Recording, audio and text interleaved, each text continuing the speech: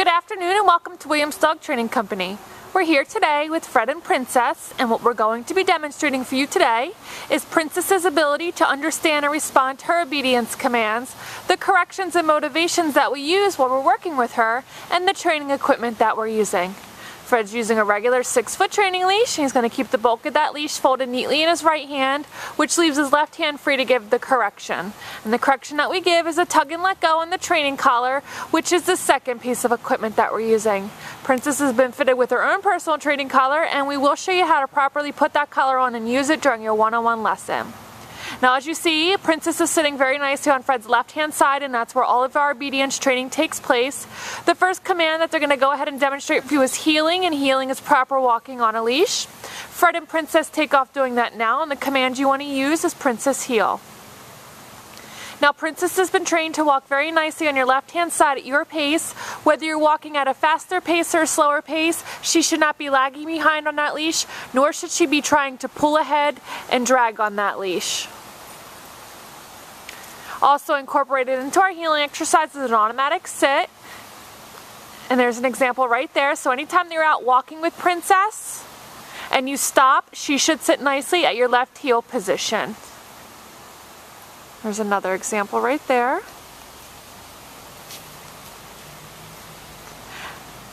Now the next command they're going to go ahead and demonstrate for you is the stay command, and the stay command is a hand and voice command. You're going to use the open flat of your left palm an inch or so in front of her muzzle and the one-word command to stay. Now when you're practicing the long sit stay at home, now she went into a down and Fred did not give her the down command, so he's simply going to heel her out of that, put her in another sit, and give that stay command again. It's important to be consistent and follow through from beginning to end. Now when you're practicing the long sit stay at home, you start at about a minute and increase your time up to 3 minutes. A great command to incorporate into your everyday activities to help build up her ability to stay for longer periods of time. Fred's going to go ahead and return back by walking all the way around and behind her as an additional distraction. She remains seated throughout the entire command. She did a much better job. Again, make sure that you're being consistent and following through. And they're just going to run through their heel sit and stay again for you.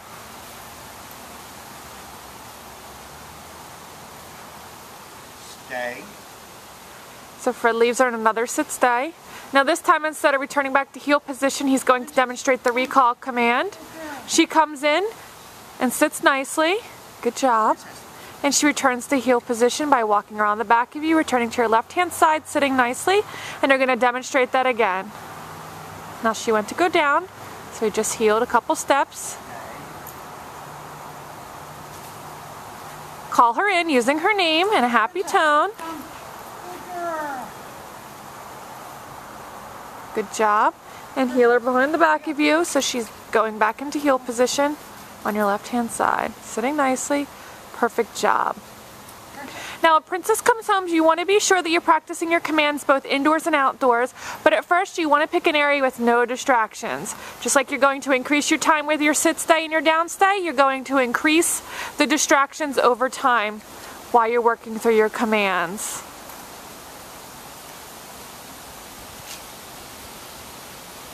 Now this next command they're setting up for is the down from a distance. Again, you're going to use the open flat of your left palm, but this time straight down towards the ground, and the one-word command to down.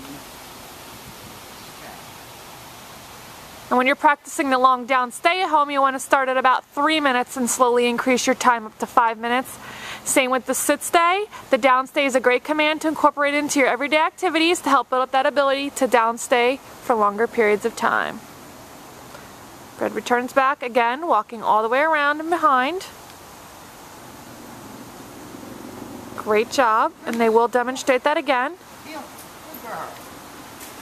It's important that when you're working her through her commands that you use lots of motivation and praise and positive reinforcement for her.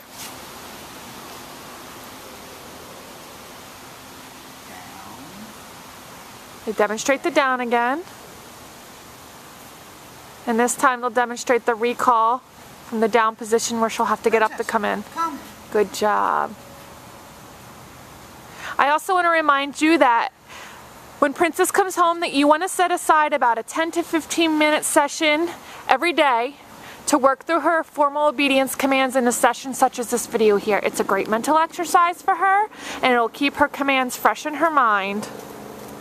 Now this last command that they're going to demonstrate for you is the down from a distance, and for this command you're going to leave her in a sit-stay. And you're going to give the down command from the end of the leash using your right hand. Down. Beautiful job. We've demonstrated for you today all the obedience commands that Miss Princess has learned here at school.